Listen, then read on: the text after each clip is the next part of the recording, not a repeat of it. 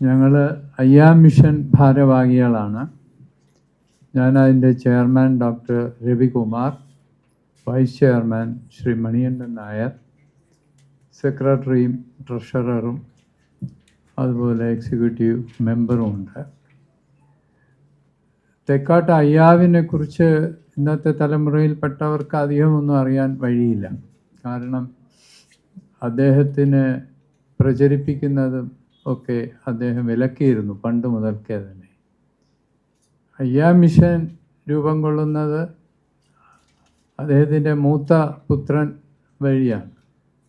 55 അദ്ദേഹം ഒരു അയ്യാ ഗുരുവിൻ്റെ കുറച്ച് വിവരണങ്ങൾ ഡയറിയിൽ എഴുതി ശിഷ്യന്മാരെ ഏൽപ്പിച്ചിട്ട് അത് പ്രസിദ്ധപ്പെടുത്തരുത് എന്നാണ് പറഞ്ഞിട്ടുള്ളത്.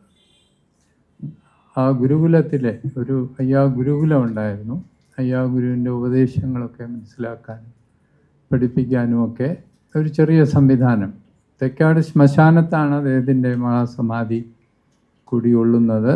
43 തിരുവിതാംകൂർ രാജകുടുംബമാണ് അവിടെ ഒരു ചെറിയ ശിവക്ഷേത്രം നിർമ്മിച്ചത്.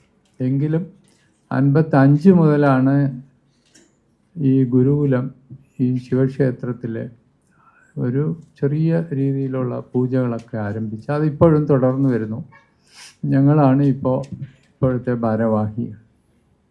അയ്യാ ഗുരുവിനെക്കുറിച്ച് പല പല ഊഹാപോഹങ്ങളും തെറ്റിദ്ധാരണകളും ഇന്ന് ഈ ലോകത്ത് പടരുന്നുണ്ട്. അതിൽ പ്രധാനമായി കാണുന്നത് ഈ ഗുരുശിഷ്യ വിവാദം. ചട്ടമ്പി സ്വാമിയാണ് നാരായണ ഗുരുവിൻ്റെ ഗുരു എന്നൊരു വിഭാഗവും, അതിനെ എതിർത്തും കൊണ്ട് ശിവഗിരി പറയും അല്ല അയ്യാ ഗുരുവാണ് നാരായണ ഗുരുവിൻ്റെ ഗുരു.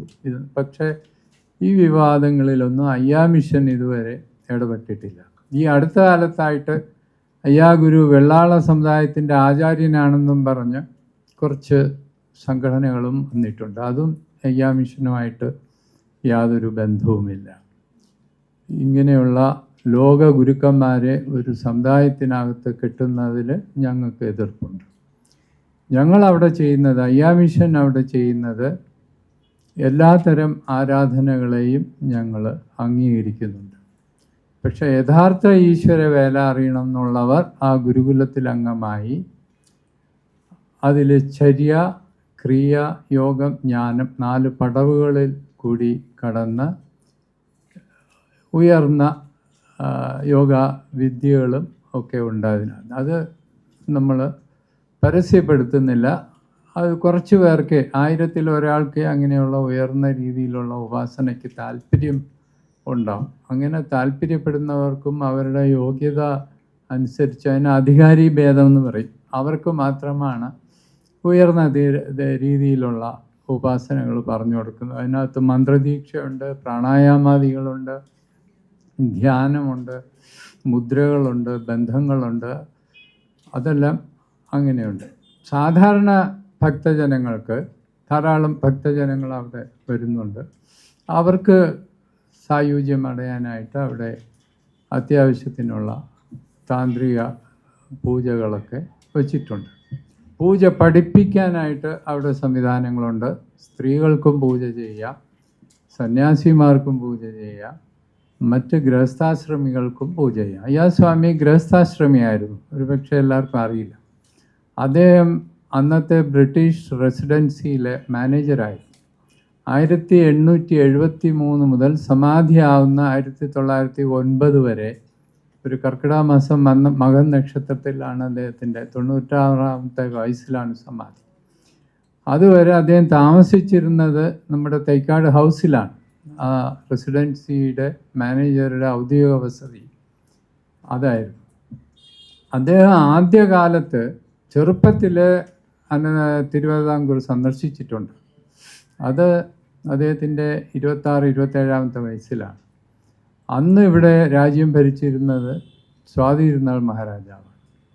അപ്പോൾ ധാരാളം സംഭവങ്ങൾ അന്ന് ട്രാവൻകൂറിൽ ഇദ്ദേഹവുമായിട്ട് ബന്ധപ്പെട്ടുണ്ടായി.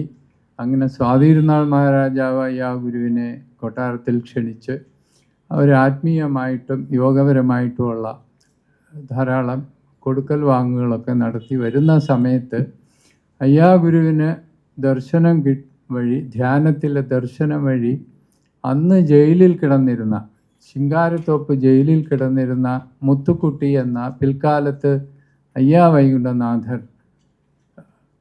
അദ്ദേഹത്തെ വിടുതൽ ചെയ്യാനായിട്ട് സ്വാതി തിരുനാളിനോട് ആജ്ഞാപിക്കുകയും അങ്ങനെ വിടുതൽ ചെയ്ത് മെത്വാമലയിൽ കൊണ്ടുപോയി ജ്ഞാനോപദേശങ്ങൾ കൊടുത്തതായിട്ട് ഞങ്ങൾക്ക് രേഖയുണ്ട്. പക്ഷെ അവിടെയുള്ള ആളുകൾ ഇപ്പോഴും വിചാരിച്ചിരിക്കുന്നത് അദ്ദേഹത്തിൻ്റെ ശിഷ്യനാണ് അയ്യാഗുരു. നാഗലാപുരത്ത്, കന്യാകുമാരിയിലെ നാഗലാപുരത്താണ് അദ്ദേഹം ജനിച്ചത് എന്നൊക്കെയാണ് തെറ്റിദ്ധാരണകൾ. അതിന് കാരണം ഞങ്ങളുടെ അയ്യാഗുരുവിൻ്റെ ജീവചരിത്രം അയ്യാ മിഷൻ വ്യക്തമായിട്ട് ഇതുവരെ പ്രസിദ്ധീകരിച്ചിട്ടില്ല. അതിന് വിലക്കും കൂടെ ഉള്ളതുകൊണ്ടാണ്. അതുപോലെ ഈ വെള്ളാള സമുദായക്കാർ അയ്യാസ്വാമിയുടെ ജന്മദിനം ആഘോഷിക്കുന്നു. അങ്ങനെ ഒരു സംഭവമേ പാടില്ല. അയ്യാഗുരു 36 കൊല്ലം ഇവിടെ ഉദ്യോഗസ്ഥനായിരിക്കുമ്പോഴും അദ്ദേഹത്തിൻ്റെ ജന്മദിനം ആഘോഷിച്ചിട്ടില്ല. അദ്ദേഹത്തിൻ്റെ ഈ മൂത്ത മകൻ്റെ ഡയറി കുറിപ്പിലെ വിവരപ്രകാരം ആ ജന്മദിനം തന്നെ മറച്ചു വച്ചിരിക്കുന്നു. 1814 അശ്വതി നക്ഷത്രം എന്നല്ലാതെ ഏത് മാസമാണ് ഇന്നതാണ് ഡേറ്റ് ഓഫ് ബർത്ത് എന്ന് അദ്ദേഹം പറഞ്ഞു. അതിനു പകരം അദ്ദേഹം എല്ലാം ആണ്ടവന്, അവനവൻ്റെ ഉള്ളിലുള്ള ഈശ്വര ചൈതന്യത്തെ ഉദ്ദീപിപ്പിക്കാനുള്ള വിദ്യകളാണ് അദ്ദേഹത്തിൻ്റെ ശിഷ്യന്മാർക്ക് പറഞ്ഞു കൊടുത്തത്. അദ്ദേഹത്തിൻ്റെ ശിഷ്യന്മാരിൽ ആദ്യം ശിഷ്യപ്പെടുന്നത് ചട്ടമ്പി സ്വാമികളാണ്. 1873 അദ്ദേഹം ഇവിടെ ഉദ്യോഗസ്ഥനത്തിന് വരുമ്പോൾ ചട്ടമ്പി സ്വാമിക്ക് 16-17 വയസ്സേ ഉള്ളൂ. അന്ന് ചില സംഭവങ്ങൾ ട്രാവൻകൂറിൽ നടന്നത് കാരണം അദ്ദേഹം പെട്ടെന്ന് പ്രസിദ്ധനായി. ജ്ഞാനപ്രചാരം സഭയിൽ അദ്ദേഹത്തെ ക്ലാസ് എടുക്കാൻ, വേദാന്ത യോഗ വിഷയങ്ങളിൽ ക്ലാസ് എടുക്കാൻ രാമൻപിള്ള ആശാൻ ക്ഷണിക്കുകയും അങ്ങനെയാണ് മനോന്മണിയും സുന്ദരം പിള്ള അതുപോലെ ഒക്കെയുള്ള ചെറുപ്പക്കാർ അന്ന് അയ്യാസ്വാമിയിൽ ആകൃഷ്ടരാകുന്നതും പിന്നീട് അവർ ശിഷ്യ ആവുന്നതും. 1879 ചട്ടമ്പി സ്വാമിയെ അയ്യാഗുരു ശിഷ്യനാക്കുന്നത്. ബാലസുബ്രഹ്മണ്യ മന്ത്രോപദേശം കൊടുത്തു അദ്ദേഹത്തിന്. അതുപോലെ 1880, ഒരു വർഷം കഴിഞ്ഞിട്ടാണ് നാരായണ ഗുരുവിനെ ചട്ടമ്പി സ്വാമികളാണ് അയ്യാസ്വാമിയുടെ അടുത്ത് എത്തിക്കുന്നതും അദ്ദേഹത്തിനെയും ശിഷ്യത്വം കൊടുക്കുന്നതും ഈ ബാലസുബ്രഹ്മണ്യ മന്ത്രോപാസന കൊടുക്കുന്നത്. ബാലസുബ്രഹ്മണ്യ മന്ത്രം അതൊരു വൈദിക മന്ത്രമല്ല, അത് തൻ്റെ ആത്മാവിനെ ഉദ്ദീപിപ്പിക്കാനും ഉയർത്താനും ഒക്കെയുള്ള ഈ അങ്ങനെയുള്ള ഗുഹ്യമായ മന്ത്രങ്ങളാണ്. അത് ബാഹുലയാഷ്ടകത്തിൽ നാരായണ ഗുരു ഈ മന്ത്രത്തിൻ്റെ ചില ബീജങ്ങൾ ഒളിപ്പിച്ചു വച്ചിട്ടുണ്ട്. അതൊക്കെ അത് ഓപ്പണായിട്ട് അങ്ങനെ അവൈലബിൾ ആവില്ല.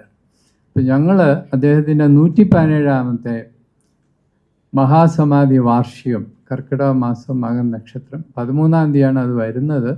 12-ാം തീയതി അന്ന് കൂടി ഞങ്ങൾ ആചരിക്കുന്നുണ്ട്.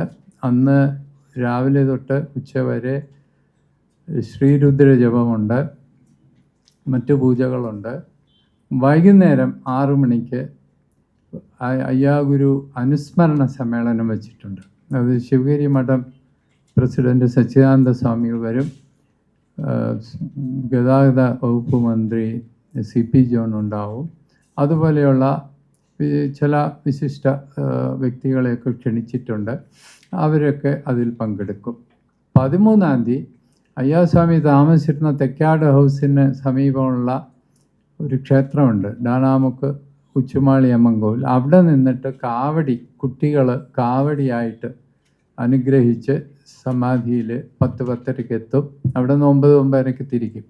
എന്നിട്ട് പിന്നെ കലശാഭിഷേകം, അങ്ങനെയുള്ള സമാധിയിലെ അഭിഷേകങ്ങളും പിന്നെ സമൂഹ സദ്യ. വൈകുന്നേരം അദ്ദേഹത്തിൻ്റെ ഒരു സ്റ്റാച്യു വെച്ചിട്ടുണ്ട്, അതിൽ ഗുരുപൂജ, ഇങ്ങനെയുള്ള കാര്യങ്ങൾ നടക്കും. അപ്പോൾ ഞങ്ങൾക്ക് നിർബന്ധമുള്ളത് അയ്യാസ്വാമിയെക്കുറിച്ച് അധികം പ്രചരണം പാടില്ല. എന്നാൽ ഇതുപോലെ ആചരിക്കുന്നു എന്ന് നിങ്ങളുടെ മാധ്യമത്തിൽ വന്നാൽ ദൂരെ ഉള്ളവർക്ക്, ഞങ്ങളങ്ങനെ പ്രത്യേകമായിട്ട് എല്ലാവർക്കും ലെറ്റർ അയക്കുന്നില്ല, വലുതായിട്ടുള്ള നോട്ടീസുകളൊന്നും അയക്കുന്നില്ല. സോഫ്റ്റ് കോപ്പിയൊക്കെ നോട്ടീസിൻ്റെ ഡ്രാഫ്റ്റ് ചെയ്ത് അയക്കുന്നേ ഉള്ളൂ. അപ്പോൾ ഇപ്പോഴും ഞങ്ങൾ അയ്യാസ്വാമിയുടെ പേരിൽ പരസ്യപ്രചരണമോ അദ്ദേഹത്തിൻ്റെ പേരിൽ പണപ്പിരിവോ നടത്തില്ല. ഇതെല്ലാം ഞങ്ങളുടെ ട്രസ്റ്റിലെ മെമ്പേഴ്സ് എല്ലാം കൂടെ കോൺട്രിബ്യൂട്ട് ചെയ്താണ് ഇടുന്നത്. ഈ സ്വാമി തന്നെ ഇത് തടുത്തു വച്ചിരിക്കുന്നു എന്നാണ് ഞങ്ങളുടെയൊക്കെ വിശ്വാസം. തിരുവിതാംകൂർ രാജകുടുംബം, പൂയംതിരുനാൾ തമ്പുരാട്ടിയും കൊട്ടാരത്തിലെ പ്രമുഖരായ ആൾക്കാരെല്ലാവരും പങ്കെടുത്തുകൊണ്ട് നടക്കുന്ന ഈ മഹനീയ സാന്നിധ്യവും ഈ 12, 13, 2 ദിവസങ്ങളിൽ നടക്കുന്ന എല്ലാ പരിപാടികളിലെയും മാധ്യമ സുഹൃത്തുക്കൾ അവരാൽ കഴിയുന്ന രീതിയിൽ, കാരണം ലോകഗുരുവായ അയ്യാഗുരുസ്വാമി പ്രചരണം അദ്ദേഹം നിഷിദ്ധമായി പറയുന്നുവെങ്കിലും നമ്മുടെ ഇന്നത്തെ തലമുറ വഴിതെറ്റി പോകുന്നു. ആത്മീയ ചൂഷണങ്ങളുടെ പുറകിൽ പോയി വഴിവിട്ട് പോകുന്ന ആ പുതിയ തലമുറയ്ക്ക് ഒരു വഴികാട്ടിയായി അയ്യാ ഗുരുകുലത്തിൽ അവർക്ക് അവരുടേതായ മനസ്സിൽ വന്ന് ഉൾപ്പെട്ടുകൊണ്ട് അവിടുത്തെ സത്യങ്ങൾ ഉൾക്കൊള്ളാൻ കഴിയുന്ന ഒരു തലമുറയെ വാർത്തെടുക്കാൻ നമ്മുടെ മാധ്യമ സുഹൃത്തുക്കൾ അവരാൽ കഴിയുന്ന രീതിയിൽ അവരുടെ ഒരു സഹായം ഈ 2 ദിവസങ്ങളുടെ പരിപാടികളിലും ഉണ്ടാകണമെന്നും കൂടി വിനീതമായി അഭ്യർത്ഥിക്കുന്നു.